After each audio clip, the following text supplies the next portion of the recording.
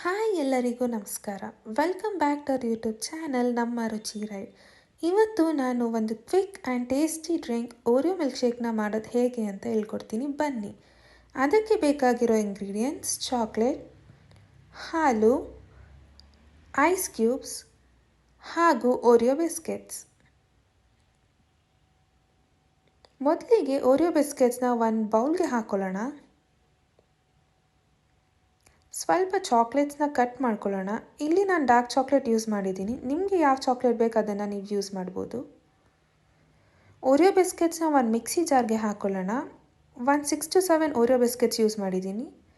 ಅದಕ್ಕೆ ಒಂದು 4 to 5 pieces ಚಾಕ್ಲೇಟ್ನ ಹಾಕಿದ್ದೀನಿ. ನೆಕ್ಸ್ಟ್ 1 ಬೌಲ್ ಕೋಲ್ಡ್ ಮಿಲ್ಕ್ನ ಆ್ಯಡ್ ಮಾಡಿ ಅದಕ್ಕೆ ಒಂದು 5 to 6 ಐಸ್ ಕ್ಯೂಬ್ಸ್ ಹಾಕ್ಕೊಳ್ಳಿ.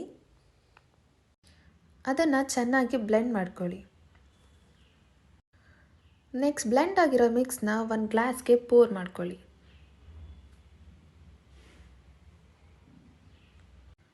ನೋಡಿದ್ರಲ್ಲ, quick and tasty drink Oreo milk ಶೇಕ್ನ ಹೇಗೆ ಪ್ರಿಪೇರ್ ಮಾಡಿದೆ ಅಂತ. ಇದೇ ಥರ ರೆಸಿಪೀಸ್ಗಾಗಿ ಲೈಕ್, ಶೇರ್, ಸಬ್ಸ್ಕ್ರೈಬ್ ಮಾಡಿ ನಮ್ಮ ರುಚಿ ರೈಡ್. ಮತ್ತು ಟೇಸ್ಟ್ ಹೆಂಗಿತ್ತು ಅಂತ ಕಮೆಂಟ್ ಮಾಡೋದನ್ನು ಮರಿಬೇಡಿ.